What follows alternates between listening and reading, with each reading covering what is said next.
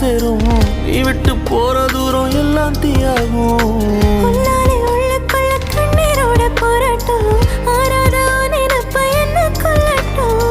நீ நெஞ்சின் ஓரத்தில் வலிக்கின்ற பாதியா ஆயிரை மனதினை அறிந்தவன் எவனோ